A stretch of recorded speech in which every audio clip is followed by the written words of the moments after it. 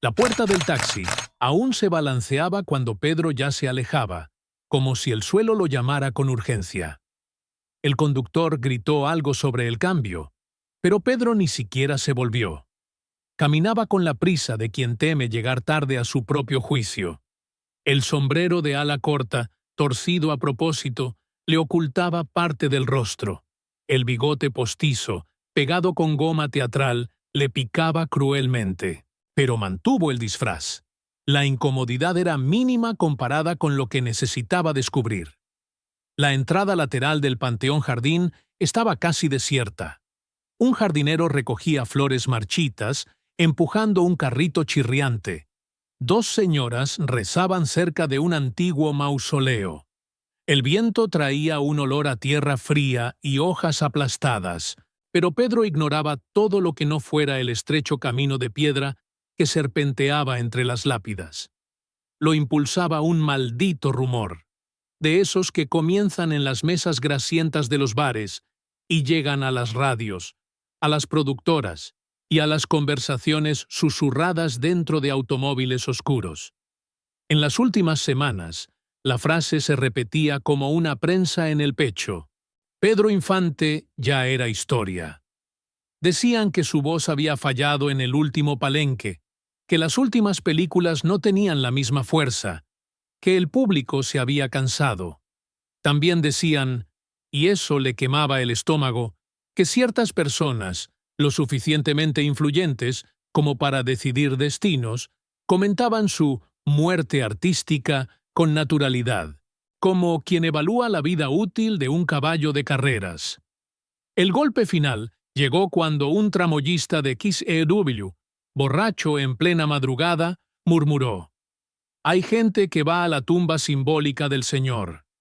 Incluso hacen peregrinaciones para comentar el fin de su era». La tumba simbólica, un homenaje erigido años atrás por admiradores y tolerado por el estudio, siempre había parecido una exageración cariñosa, un altar de devoción. Pero, esa semana, se había convertido en un espejo cruel. Era allí donde iban a hablar de su declive, como si ya estuviera al otro lado de la tierra. Y fue por eso que Pedro atravesó el panteón con pasos firmes, esquivando la sombra de los cipreses como quien sabe que, ese día, se enfrentaría a la versión más dura de sí mismo. El disfraz no solo tenía el propósito de ocultar su identidad, lo protegía de la vergüenza de escuchar su sentencia de muerte narrada en voz alta. Cuando se acercó a la zona donde sabía que estaba la lápida, se bajó aún más el sombrero. Una voz masculina resonó antes de que doblara la esquina. «Lo dije desde el año pasado. El hombre está perdiendo el aliento».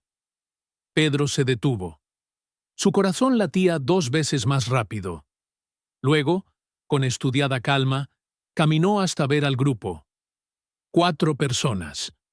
Un locutor famoso por su lengua afilada. Un tipo bajito con chaqueta clara. Productor secundario, pero pernicioso. Y 2 mujeres, una madura y otra de unos 20 años. Todos estaban de pie frente a la lápida iluminada por velas recién encendidas. En el mármol, su nombre brillaba con una solemnidad casi mórbida. Pedro Infante. Para siempre en el corazón del pueblo. La exageración del epígrafe le ofendió esta vez. Parecía una burla. Se colocó a unos metros, fingiendo examinar otra tumba, pero atento como un animal rastreador. La conversación continuaba sin frenos, como si la muerte, aunque fuera simbólica, concediera libertad para hablar mal de quien ya no podía defenderse. «Los estudios lo saben», continuó el bajito. «Es caro, exige demasiado. Ahora hay chicos que cantan igual, guapos, dóciles. El público cambia fácilmente». El locutor se rió, un sonido breve y cruel. «Dets, la semana pasada hice una encuesta. Solo 2 oyentes pidieron canciones suyas. 2. Para mí, eso es el principio del fin». Pedro respiró con cuidado para no delatarse. Cada palabra era como un martillazo, pero se quedó. Necesitaba escucharlo todo, hasta donde más dolía. El cine ya habla de transición, añadió la mujer mayor. Es querido, sí, pero lo querido no paga la producción. Lo querido no sostiene el mercado. La frase le dolió de forma inesperada. Ser querido no paga la producción. Como si el inmenso afecto de la gente fuera moneda falsa. Como si los años de dedicación, el sudor del palenque, el riesgo de vida en escenas sin doble, fueran ahora un mero recuerdo. Pedro sintió un pinchazo en el pecho, no tanto por orgullo herido, sino por incertidumbre. ¿Y si tenían razón? ¿Y si ya había alguien esperando para ocupar su lugar? ¿Alguien más joven, más dispuesto a amoldarse a las exigencias de la máquina? Inclinó la cabeza. Quizás estaba exagerando. Quizás solo era paranoia creada por el cansancio. Pero las palabras que siguieron rompieron cualquier posible consuelo. Ya hay gente apostando por un sustituto inmediato, dijo el locutor. Ese tal García, un chico guapo, voz clara, con una buena campaña, nadie se acordará más de Infante. Ni siquiera hace falta pelear. El tiempo hará su trabajo. El grupo se rió, excepto una persona. La mujer más joven, que hasta entonces había permanecido en silencio, dio un paso adelante vacilante. Su voz sonó baja, pero firme. Hablan como si ese hombre fuera un zapato viejo. Vi a todo el país paralizar las calles cuando grabó ese programa especial. Tratan como algo desechable lo que ha cautivado el corazón de México durante años. El bajito levantó una ceja. Idealista. Eres joven. Todavía crees en mitos. Creo en lo que vi, replicó ella, sin levantar la voz. Y ustedes se olvidan demasiado rápido. Eso golpeó a Pedro como una bofetada y un abrazo al mismo tiempo. La inesperada defensa de una desconocida reavivó algo dentro de él. Algo pequeño, pero cálido. La conversación del grupo siguió fluyendo como veneno, pero Pedro ya no la escuchaba con la misma debilidad. Había dolor, claro. Había rabia contenida, sí. Pero también comenzaba una combustión lenta, un llamado interno a no rendirse. Finalmente, cuando el grupo se dispersó, llevándose consigo la risa cínica y la apresurada certeza del fin de una era, Pedro permaneció donde estaba. Solo se movió cuando el último de ellos desapareció entre los cipreses. Se acercó a su propia lápida. La piedra estaba fría bajo sus dedos. Su nombre, tan familiar en los titulares, en los créditos, en las portadas de los discos, parecía extraño allí, fijo, inmutable, silencioso. Era un Pedro que ya no respiraba. El verdadero inspiró profundamente, sintiendo el peso de aquel encuentro clandestino. El disfraz lo ocultaba de los vivos, pero allí, ante la estatua de su propia ausencia, no había máscara que lo protegiera de sí mismo. Y en ese silencio duro, sin testigos, se dio cuenta de que tal vez era precisamente eso lo que necesitaba. Escuchar, con brutalidad, lo que el mundo murmuraba a sus espaldas, para decidir qué vendría después. Pedro permaneció inmóvil durante largos segundos, mirando su propia lápida como quien observa la puerta de un tribunal a punto de abrirse. La llama temblorosa de las velas proyectaba sombras que bailaban sobre su nombre, distorsionándolo, multiplicándolo en la piedra, como si hubiera varios Pedros siendo juzgados allí. El ídolo, el hombre, el mito cansado, el superviviente. Respiró hondo, se ajustó el disfraz y dio unos pasos atrás. Necesitaba escuchar más. Necesitaba saber cómo lo mencionaban, quién sacaba sus huesos antes de tiempo y, sobre todo, por qué. Entonces la conversación se reanudó. Los cuatro se habían alejado unos metros, pero no lo suficiente como para escapar de sus oídos entrenados durante décadas de escenarios ruidosos. El locutor, encendiendo un cigarrillo barato, habló primero. No lo digo con mala intención. Pero el hombre ya no es el mismo. Está ronco, cansado. Las madrugadas bebiendo en los bares le están pasando factura. Pedro cerró los puños dentro de los bolsillos. No era cierto, al menos no del todo. Sí, había noches difíciles, giras agotadoras, demasiados cigarrillos. Pero él seguía dándolo todo, cuerpo y voz, como si cada actuación fuera la primera y la última. O al menos lo intentaba. El bajito productor sonrió con malicia. La verdad es que el mercado está cambiando. El público quiere novedades, quiere otra cara, otra postura. Pedro es una leyenda, y las leyendas pesan. Duele cargar con ellas. La frase le golpeó como un mazazo. La leyenda pesa. Sí, pesaba. Pesaba como plomo en el pecho, especialmente en los días en que se despertaba, y se preguntaba si todavía era él mismo, o solo la estatua andante que el país exigía. La mujer mayor, con aire de quien cree saberlo todo sobre la industria, añadió, «Y no es solo eso. Todavía tiene esa manía de rechazar proyectos. Cree que está por encima de las historias que le quieren dar. Pero nadie manda en el cine, querido. El cine nos manda a nosotros». Pedro sintió que se le calentaba la cara. Sabía que se refería a su rechazo del último guión, una trama pobre y sosa, hecha solo para explotar su nombre. Lo había rechazado porque no podía permitirse convertirse en una caricatura. Pero claro, eso se había interpretado como una insolencia. La joven voz volvió a hablar, con cuidado. «Pero ustedes hablan como si él fuera desechable, como si el público no estuviera esperando la próxima película, la próxima canción». El locutor la interrumpió. «Eres demasiado joven para entenderlo. El público no es fiel, es voluble. Si aparece alguien parecido, pero más joven, se acabó. Adiós, infante». Pedro respiraba lentamente. Sentía la sangre latir en sus oídos, pero no podía moverse. Si se acercaba demasiado, si la ira se le escapaba, todo estaría perdido. Tenía que escuchar eso hasta el final. La mujer mayor volvió a hablar. «¿Y sabes qué? He oído que algunos directores están preparando el camino para ese García. Es bueno, tiene presencia, canta afinado. Incluso tiene una historia de vida dramática que vender. A la prensa le encantará. Pedro». Pedro ya ha dado toda la emoción que podía dar. Pedro cerró los ojos.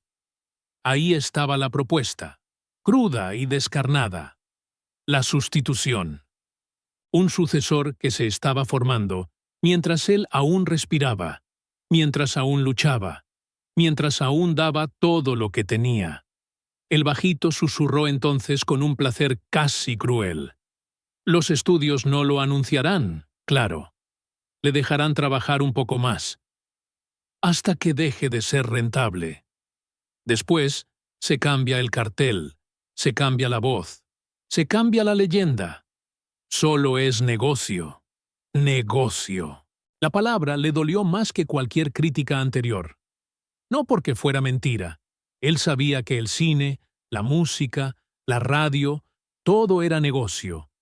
Pero oír eso así, ante una lápida con su nombre, de personas que supuestamente vivían el mismo sueño que él alimentaba, era demasiado. Fue entonces cuando la joven se puso al frente del grupo, con una postura delicada pero firme. «Los escuché, pero no estoy de acuerdo. Lo que él hace no se puede reemplazar fácilmente.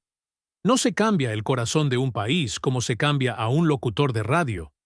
Hablan como si él fuera solo una voz. Pero él lleva consigo historias, recuerdos, batallas, alegrías. México creció escuchándolo». Se produjo un silencio inesperado.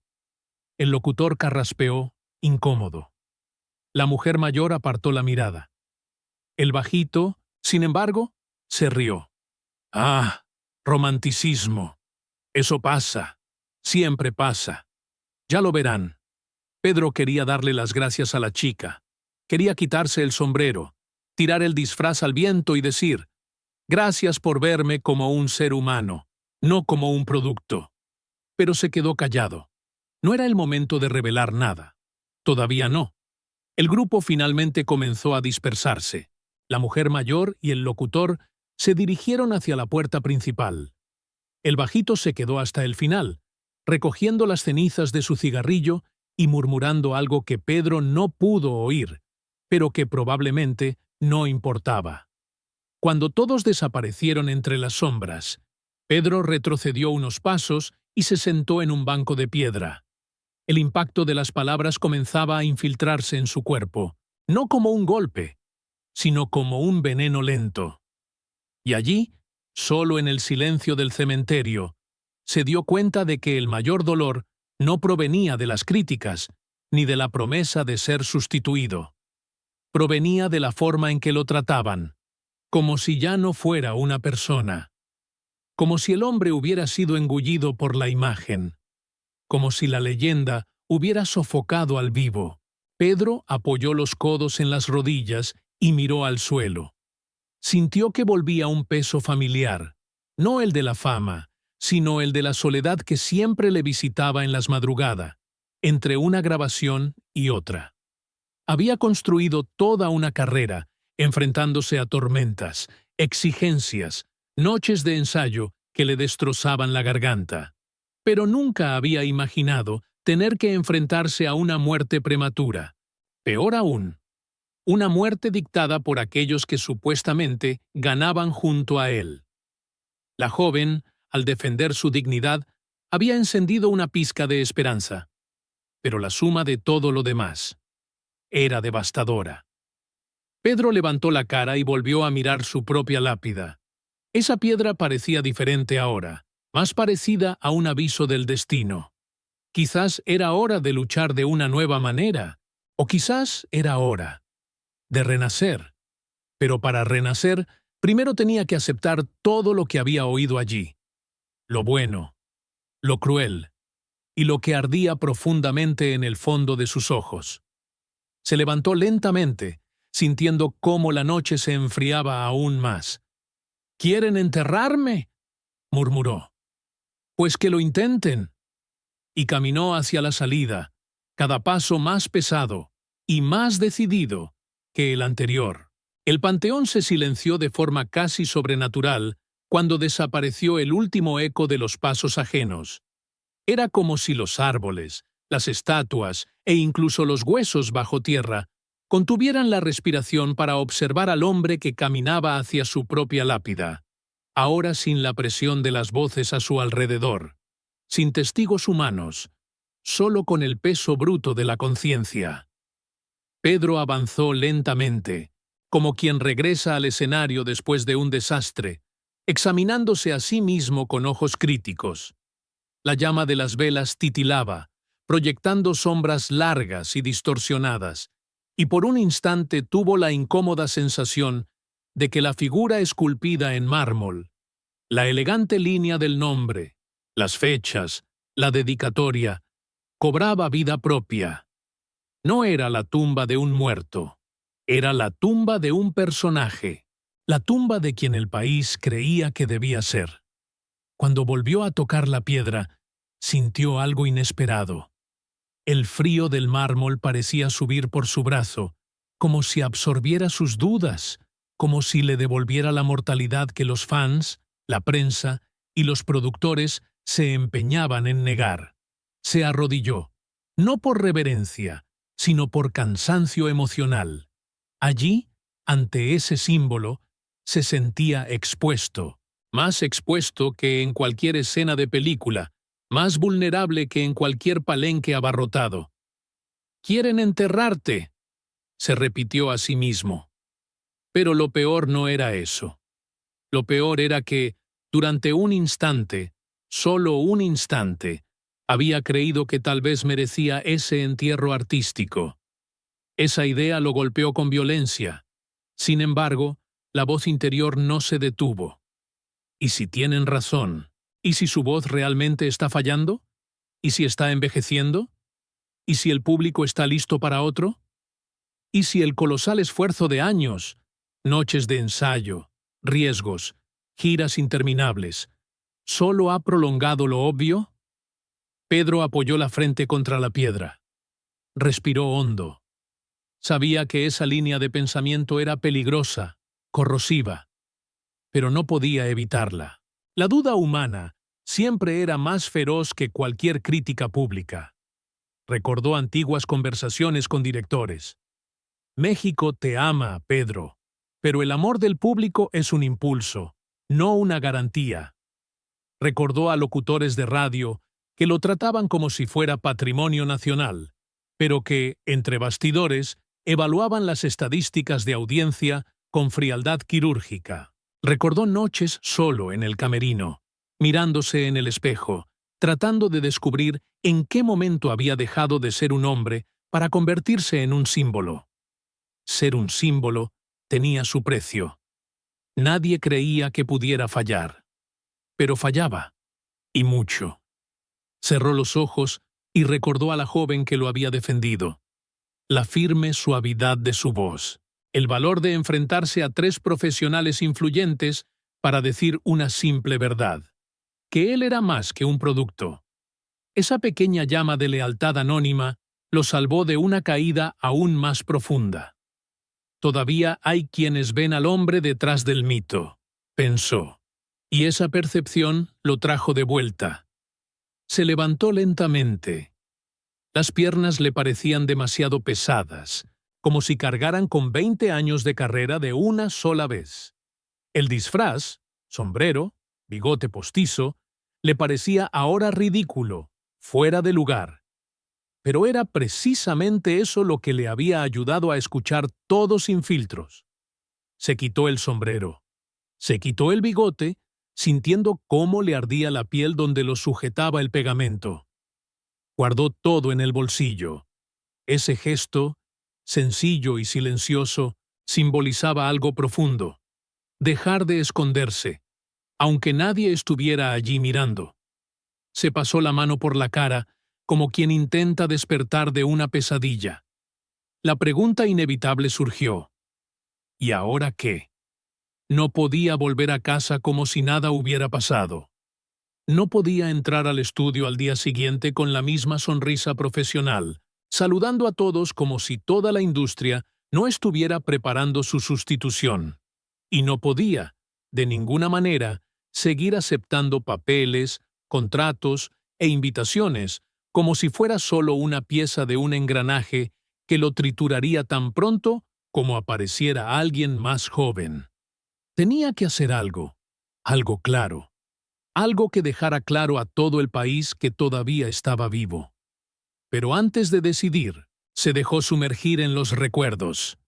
Recordó al niño pobre de Guamúchil, todavía con la ropa oliendo a sudor de taller, cantando en las fiestas del pueblo porque la voz era el único lujo que tenía. Recordó su primera prueba de cine, nervioso, ansioso, creyendo que nunca tendría otra oportunidad. Recordó a los técnicos que se reían entre dientes, dudando de que aquel joven tímido pudiera llevar adelante una película. Recordó cuando demostró que todos estaban equivocados, pero sin arrogancia, solo con trabajo. Recordó las largas noches de grabaciones en XEW, sumergido en el calor de los reflectores y el olor metálico de los micrófonos. Recordó al público, el público real, el que no formaba parte de estadísticas ni informes de productoras, la gente que iba al cine a verlo, que se reunía alrededor de las radios para escucharlo, que cantaba sus canciones como si fueran parte de la familia. Era por ellos, solo por ellos, por lo que valía la pena continuar. Si quieren matarme, que me enfrenten cara a cara, pensó. No voy a desaparecer solo porque media docena de hombres trajeados hayan decidido que mi tiempo ha terminado. Esa determinación encendió en él algo casi físico, una energía que parecía subir desde la planta de los pies hasta el centro del pecho. Era como si recuperara peso, no el peso de la leyenda, sino el peso del hombre que lo construyó todo. Enderezó la espalda, y allí, frente a su propia tumba simbólica, decidió. No sería enterrado en silencio. No entregaría el trono, la voz, la leyenda, no mientras aún tuviera aliento para cantar una nota, interpretar una escena, tocar el corazón de alguien. No permitiría que escribieran su epílogo mientras aún estuviera en medio de la historia. Le dio la espalda a la lápida. Cada paso resonaba en el suelo duro, repitiéndose como un anuncio. La sombra de un vivo se movía, y quien intentara borrarla pronto se daría cuenta de que México no sustituía tan fácilmente a quien le había hecho sentir. Al cruzar la puerta, la luz de la luna le dio en la cara. Respiró hondo y sintió, por primera vez en toda la noche, que no estaba derrotado. Apenas estaba comenzando a luchar. La puerta de cristal de XCW se abrió con un chasquido seco cuando Pedro entró sin esperar a que lo anunciaran. El guardia de seguridad se levantó, sorprendido. No era habitual verlo allí tan temprano, y mucho menos con esa mirada de acero, firme, sin el brillo cansado de los últimos meses. «Buenos días, señor Infante», intentó el hombre, vacilante. Pedro solo sonrió levemente, una sonrisa breve y decidida, y siguió caminando. Se había levantado antes del amanecer. Había atravesado la ciudad aún húmeda de la madrugada y había repetido mentalmente, en cada esquina, la frase que llevaba consigo desde el Panteón. «Si voy a renacer, que sea delante de todos». Atravesó el pasillo principal de la radio, con paredes cubiertas de carteles, retratos de artistas y anuncios de programas. Parecía un museo vivo que el tiempo mismo intentaba preservar, a pesar de las intrigas que corrían por las venas de ese edificio. Hoy, sin embargo, Pedro caminaba como si supiera exactamente dónde pisar, y cada paso suyo era una ruptura silenciosa contra la narrativa que intentaban escribir a sus espaldas. Los técnicos y productores levantaban la vista a su paso. Nadie se atrevía a comentar nada, no por miedo, sino porque percibían algo diferente. Ese no era el Pedro cansado, el Pedro sensato, el Pedro que aceptaba posponer grabaciones para complacer a directores indecisos. Ese era el Pedro que había construido toda una carrera a base de esfuerzo, disciplina, sudor y una fe inquebrantable en su propio destino. Llegó al estudio 4. Abrió la puerta. El director, que todavía estaba ordenando las partituras, abrió mucho los ojos. «Pedro, no estaba programado para grabar hoy». «Ahora sí», respondió él, sin levantar la voz. «Y tenemos que empezar desde el principio».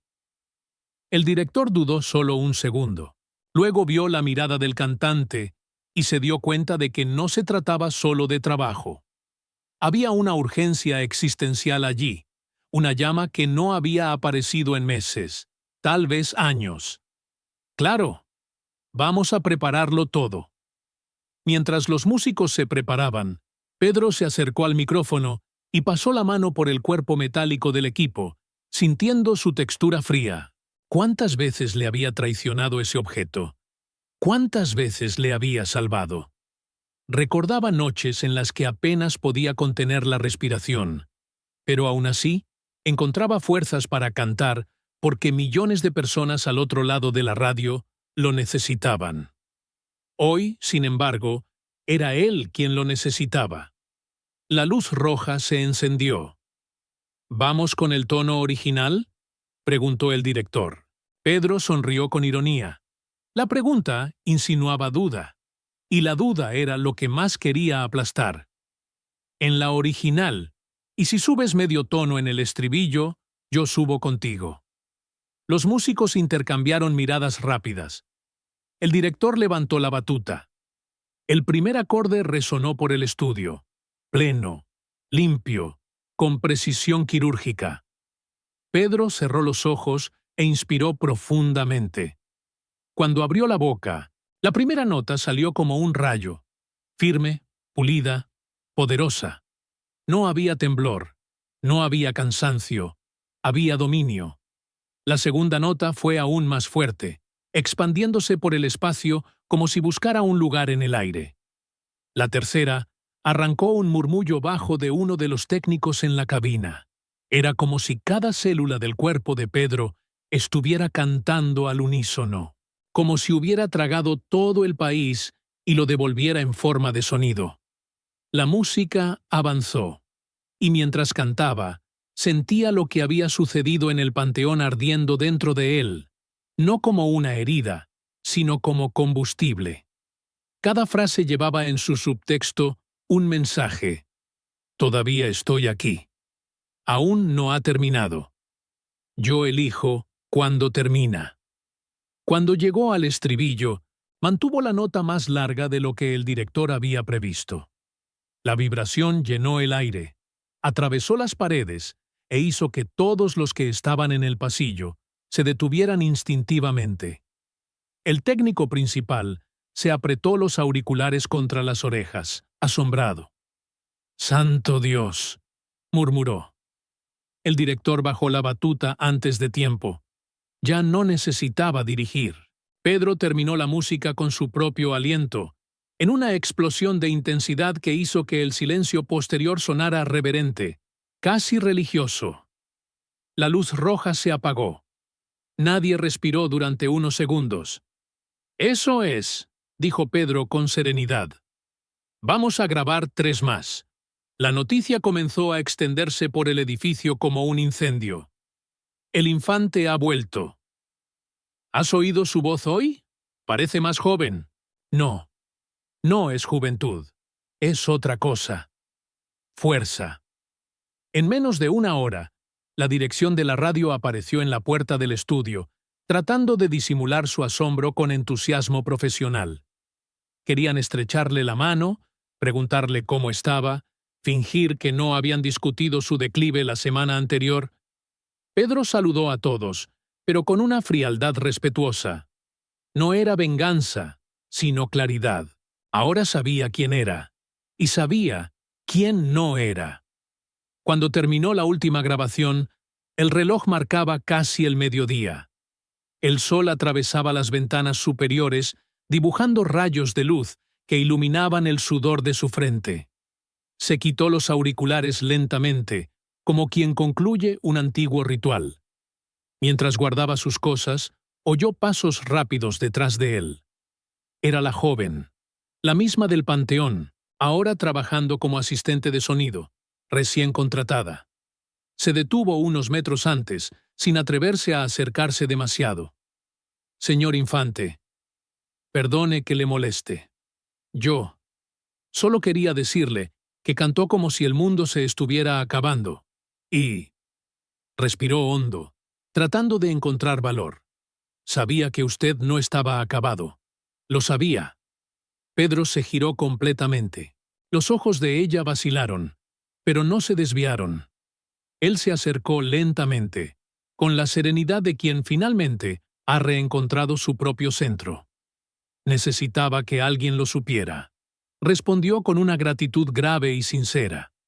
La joven sonrió, aliviada, casi emocionada. Él se tocó el sombrero en señal de respeto y salió del estudio. El pasillo parecía ahora otro, más amplio, más luminoso, y mientras caminaba hacia la puerta principal, sintió que algo dentro de él se alineaba. La voz, el propósito, la furia silenciosa, la compasión, la leyenda, el hombre. No estaba renaciendo, estaba recuperando lo que siempre había sido suyo. Y México, ahí fuera, pronto sentiría el impacto de ese regreso, no como nostalgia, sino como un terremoto.